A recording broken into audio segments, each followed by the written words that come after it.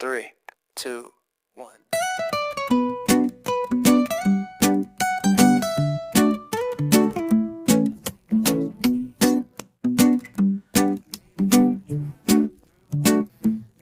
Hi friends, ಎಲ್ಲರೂ ಹೇಗಿದ್ದೀರಾ? ಎಲ್ರಿಗೂ ನಮಸ್ಕಾರ. ಗಾಯತ್ರಿ ಹಾಸನ್ ಚಾನಲ್ಗೆ ಸ್ವಾಗತ.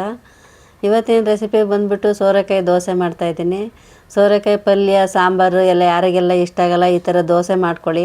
ಆರೋಗ್ಯಕ್ಕೂ ಒಳ್ಳೆಯದು, ತುಂಬ ಚೆನ್ನಾಗಿರುತ್ತೆ. ಇದರಲ್ಲಿ ನೀರು ದೋಸೆನಾದರೂ ಮಾಡ್ಕೊಬೋದು, ಈ ಥರ ದಪ್ಪ ದೋಸೆನಾದರೂ ಮಾಡ್ಕೊಬೋದು. ಇದಕ್ಕೆ ಮಸಾಲೆ ಎಲ್ಲ ಹಾಕಿ ಮಾಡಿರ್ತೀವಿ. ಇದಕ್ಕೇನು ಚಟ್ನಿ ಬೇಡ, ಪಲ್ಯ ಬೇಡ, ಇದಕ್ಕೆ ಅಷ್ಟು ರುಚಿಯಾಗಿರುತ್ತೆ. ಇದು ಹೇಗೆ ಬರುತ್ತೆ ಅಂತ ನೋಡಬೇಕು ಅಂದರೆ ಫ್ರೆಂಡ್ಸ್, ಈ ವಿಡಿಯೋನ ಕೊನೆವರೆಗೂ ಸ್ಕಿಪ್ ಮಾಡಿದೆ ನೋಡಿ. ಬನ್ನಿ ಫ್ರೆಂಡ್ಸ್, ಇವಾಗ ಸೋರೆಕಾಯಿ ದೋಸೆ ಹೇಗೆ ಮಾಡೋದು ಅಂತ ನೋಡ್ಕೊಳ್ಳೋಣ. ಸೋರೆಕಾಯಿ ದೋಸೆ ಮಾಡೋಕ್ಕೆ ನಾನು 1.5 ಗ್ಲಾಸಷ್ಟು ಅಕ್ಕಿನ, ರೇಷನ್ ಅಕ್ಕಿ, ಅದು ನೈಟೇ ನೆನೆಸಿಟ್ಟಿದ್ದೀನಿ. ಒಂದು ರಾತ್ರಿ ನೆಂದಿದೆ. ಇಲ್ಲಾಂದರೆ 2 ಗಂಟೆ ಮುಂಚಿತವಾಗಾದ್ರೂ ನೆನೆಸ್ಕೊಳ್ಳಿ. ಒಂದು ಅರ್ಧ kg ಸೋರೆಕಾಯಿ ತಗೊಂಡಿದ್ದೀನಿ. ನಾನು ಫುಲ್ ಹಾಕಲ್ಲ, ಸಿಪ್ಪೆ ಬಲ್ತಿದ್ರೆ ಅಷ್ಟೇ ತೆಗೀರಿ. ಸ್ವಲ್ಪ ಬಲ್ತಿತ್ತು, ಅದಕ್ಕೆ ತೆಗಿತಾ ಇದ್ದೀನಿ. ಎಳೆದಿದ್ರೆ ಏನು ತೆಗಿಯೋಕ್ಕೆ ಹೋಗ್ಬಿಡಿ ಅದನ್ನು. ನೋಡಿ, ಬಲ್ತಿತ್ತು ಅಂತ ನಾನು ಫುಲ್ ಸಿಪ್ಪೆ ತೆಗಿತಾ ಇದ್ದೀನಿ. ಈಗ ಎಲ್ಲಿವರೆಗೆ ತೆಗಿತೀನಿ ಅಷ್ಟೇ ಮಾತ್ರ ಕಟ್ ಮಾಡ್ಕೊತೀನಿ. ನೋಡಿ, ಸಿಪ್ಪೆ ಎಲ್ಲ ತೆಗ್ದಾಯ್ತು. ಒಳಗಡೆ ಬೀಜ ಇರುತ್ತಲ್ಲ, ಅದನ್ನು ತೆಕ್ಕೊಳ್ಳೋಣ. ನೋಡಿ, ಕಟ್ ಮಾಡಬೇಕಾದ್ರೆ ನೀಟಾಗಿ ಕಟ್ ಮಾಡಬೇಕು ಅಂತ ಏನಿಲ್ಲ, ಯಾಕೆಂದರೆ ನಾವು ಇದನ್ನು ಮಿಕ್ಸಿನಲ್ಲಿ ರುಬ್ತೀವಿ ಇದನ್ನು. ನೋಡಿ, ಈ ಥರ 4 ಭಾಗ ಮಾಡ್ಕೊತಾ ಇದ್ದೀನಿ. ಅದ್ರ ಮೇಲ್ಗಡೆ ತಿರುಳೆಲ್ಲ ತೆಕ್ಕೊಳ್ಳೋಣ. ನೋಡಿ, ನೀರು ದೋಸೆನಾದರೂ ಮಾಡ್ಕೊಬೋದು. ಉದ್ದಿನಬೇಳೆ ಹಾಕೋಂಗಿಲ್ಲ, ಇದಕ್ಕೇನು ಸೋಡಾ ಹಾಕೋಂಗಿಲ್ಲ. ಎಷ್ಟು ಬೇಗ ಆಗುತ್ತೆ ಅಂದರೆ ಅಕ್ಕಿ ಒಂದು ನೈಟ್ ನೆನೆಸಿಟ್ಕೊಳ್ಳಿ ಸಾಕು. ಬೆಳಗ್ಗೆ ಎದ್ದು ಈ ಸೋರೆಕಾಯಿ ರುಬ್ಬಿಟ್ಟು ಹಾಕೋದು ಅಷ್ಟೇ. ನೋಡಿ, ಈ ಥರ ಕಟ್ ಮಾಡ್ಕೊಳ್ಳಿ. ನೋಡಿ, ಆಯಿತು. ಇವಾಗ ಇಷ್ಟನ್ನೆಲ್ಲ ನಾನು ಕಟ್ ಮಾಡ್ಕೊಂಡು ಇಟ್ಕೊಂಡಿದ್ದೀನಿ. ನೋಡಿ, ಇದನ್ನ ಇವಾಗ ಒಂದು ಮಿಕ್ಸಿ ಜಾರ್ ತಗೊಂಡು ಮಿಕ್ಸಿ ಜಾರಿಗೆ ಹಾಕ್ತೀನಿ. ದೋಸೆ ಅಂತೂ ಸೂಪರಾಗಿ ಬಂದಿತ್ತು, ಮಾಡ್ಕೊಳ್ಳಿ ನೀವೂ. ಇದು ಆರೋಗ್ಯಕ್ಕಂತೂ ತುಂಬ ಒಳ್ಳೆಯದು ಇದು. ನೋಡಿ, ಎಲ್ಲ ಮಿಕ್ಸಿ ಜಾರಿಗೆ ಹಾಕ್ಕೊಂಡೆ ನಾನಿವಾಗ. ಇದಕ್ಕೆ ನಾನು ನೋಡಿ 6-7 ಮೆಣಸಿನ್ಕಾಯಿ ತಗೊಂಡಿದ್ದೀನಿ, ಅದನ್ನು ಹಾಕ್ತೀನಿ. ಜೀರಿಗೆ ಇಟ್ಕೊಂಡಿದ್ದೀನಿ, 1 ಇಂಚ್ ಶುಂಠಿ, 1 ಬೆಳ್ಳುಳ್ಳಿ ಗೆಡ್ಡೆದು ಸ್ವಲ್ಪ ಸಿಪ್ಪೆ ತೆಗ್ದು ಇಟ್ಕೊಂಡಿದ್ದೀನಿ. ಇಷ್ಟನ್ನು ಈಗ ನಾನು ಮಿಕ್ಸಿ ಜಾರಿಗೆ ಹಾಕ್ತೀನಿ, ಅದ್ರ ಜೊತೆನೇ ಸೋರೆಕಾಯಿ ಜೊತೆನೇ. ಇಷ್ಟೇ, ಸ್ವಲ್ಪ ನೀರು ಹಾಕೊಂಡು ರುಬ್ಕೊಳ್ಳೋಣ. ಇದ್ರ ಜೊತೆನೇ ಕೊತ್ತಂಬರಿ ಸೊಪ್ಪು ಹಾಕಿ ನಾನು ರುಬ್ಕೊಂಡು ತಗೊಂಬಂದೆ. ಸ್ವಲ್ಪ ಕೊತ್ತಂಬರಿ ಸೊಪ್ಪು ಹಾಕಿ ಮತ್ತೆ ಇನ್ನೊಂದು ರೌಂಡ್ ಆಡಿಸ್ತೀನಿ. ನೋಡಿ, ಆಯಿತು. ಇದನ್ನು ನಾನು ಇವಾಗ 2 ಭಾಗ ಮಾಡ್ತೀನಿ. ಅಕ್ಕಿನ ಇದೇ ಜಾರಲ್ಲಿ ರುಬ್ಕೊಳ್ಳೋಣ. ಇದನ್ನು ಸ್ವಲ್ಪ ಒಂದು ಬೌಲಿಗೆ ಹಾಕೊಳ್ಳೋಣ. ನೋಡಿ, ಅದೊಂದು ಬಟ್ಲಿಗೆ ಹಾಕಿಟ್ಟಿದ್ದೀನಿ. ಅದೇ ಜಾರಲ್ಲಿ ನಾನು ಇವಾಗ ಅಕ್ಕಿ ರುಬ್ತಾಯಿದ್ದೀನಿ. ಇವಾಗ ನೀರು ಹಾಕ್ಕೊಂಡು, ಸ್ವಲ್ಪ ನೀರು ಹಾಕ್ಕೊಂಡು ರುಬ್ಕೊಂಡು ತಗೊಂಬರ್ತೀನಿ. ನೋಡಿ, ಆಗಿದೆ. ಈ ಥರ ನೋಡಿ, ಬ್ಯಾಟರ್ ಅಂತೂ ಈ ಥರ ಬಂದಿದೆ.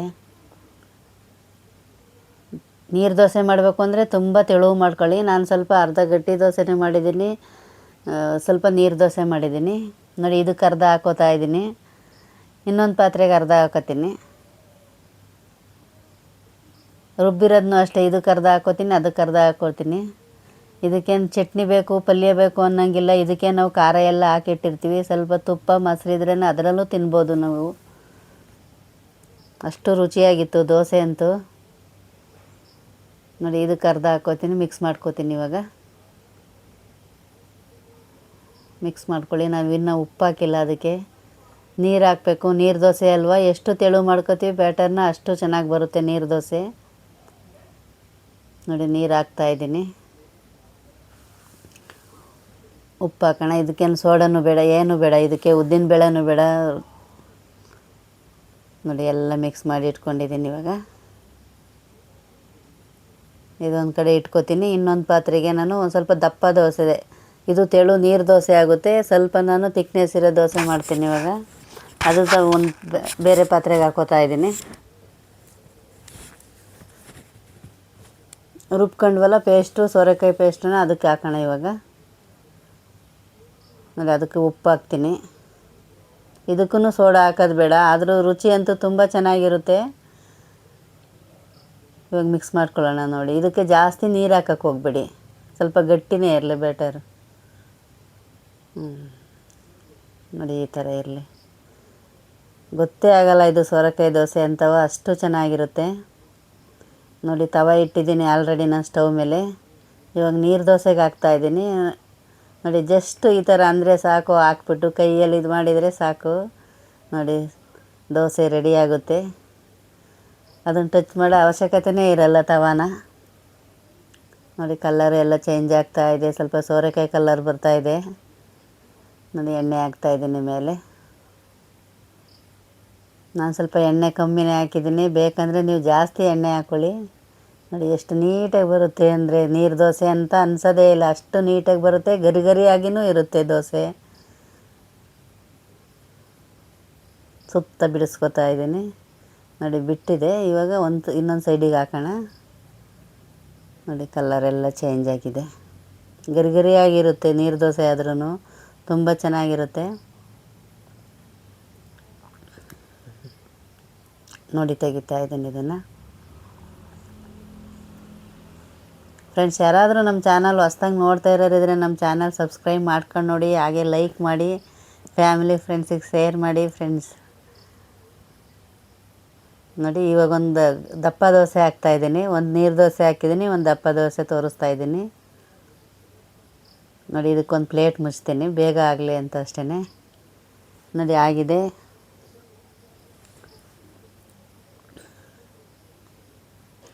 ನೋಡಿ, ತೆಕ್ಕೊಳ್ಳೋಣ ಇವಾಗ. ಆಗಿದೆ ಇದು. ಸ್ವಲ್ಪ ಮೇಲೆ ಎಣ್ಣೆ ಹಾಕಿದ್ದೀನಿ ಆಲ್ರೆಡಿ ಎಣ್ಣೆನ. ಇದನ್ನು ಇನ್ನೊಂದು ಸರಿ ಉಲ್ಟ ಮಾಡಿ ಹಾಕೋಣ ಇವಾಗ, ತಿರುಗಿಸ್ಬಿಟ್ಟು ನೋಡಿ ಎಷ್ಟು ಚೆನ್ನಾಗಿ ಬಂದಿದೆ ಅಂತ. ಬೇಗನೂ ಆಗುತ್ತೆ. ಇಲ್ಲ ಬೆಳಗ್ಗೆ ಬೇಗ ಆದರೆ ಒಂದು 2 ಅವರ್ ಮುಂಚೆ ನೆನೆಸಿದ್ರೇ ಸಾಕು ಅಕ್ಕಿನ. ಇಲ್ಲಾಂದರೆ ನೈಟೇ ನೆನೆಸ್ಬಿಟ್ರೆ ಈ ಥರ ಮಾಡ್ಕೋಬೋದು. ಸೋರೆಕಾಯಿ ದೋಸೆ ಅಂತೂ ಆರೋಗ್ಯಕ್ಕೂ ಒಳ್ಳೆಯದು ನೋಡಿ. ರುಚಿ ಅಂತೂ ಸೂಪರಾಗಿತ್ತು, ಮರೆಯದೇ ಮಾಡ್ಕೊಳ್ಳಿ ನೀವು ನೋಡಿ. ಇವಾಗ ಸರ್ವ್ ಮಾಡ್ಕೊಳ್ಳೋಣ. ನಾನು ಇದಕ್ಕೆ ಯಾವುದೇ ಚಟ್ನಿ ಮಾಡಿಲ್ಲ, ಪಲ್ಯ ಮಾಡಿಲ್ಲ. ಒಂದ್ರಲ್ಲಿ ಮೊಸರು ಇಟ್ಟಿದ್ದೀನಿ, ಒಂದಕ್ಕೆ ತುಪ್ಪ ಇಟ್ಟಿದ್ದೀನಿ. ಇಷ್ಟರಲ್ಲೇ ತಿಂದರೆ ಸಾಕು. ಇದು ನೀರು ದೋಸೆ ಈ ಕಡೆ ಇರೋದು ನೋಡಿ. ಆ ಕಡೆ ಸ್ವಲ್ಪ ದಪ್ಪ ದೋಸೆ ಮಾಡ್ಕೊಂಡಿದ್ದೀನಿ, ಥಿಕ್ನೆಸ್ ಇದೆ ಅದು ದೋಸೆ. ಮೊಸರು ಜೊತೆ ಅಂತೂ ಸೂಪರಾಗಿತ್ತು ದೋಸೆ ಅಂತೂ. ಬೇಕಂದರೆ ನೀವು ತೆಂಗಿನಕಾಯಿ ಚಟ್ನಿ ಮಾಡ್ಕೋಬೋದು, ಟೊಮೊಟೊ ಚಟ್ನಿ ಮಾಡ್ಕೋಬೋದು ನೋಡಿ. ಒಳ್ಳೆ ಕಲರ್ಫುಲ್ಲಾಗಿದೆ ಸೋರೆಕಾಯಿ ದೋಸೆ. ನೀವು ಮರಿದಾನೆ ಮಾಡ್ಕೊಳ್ಳಿ ಫ್ರೆಂಡ್ಸ್.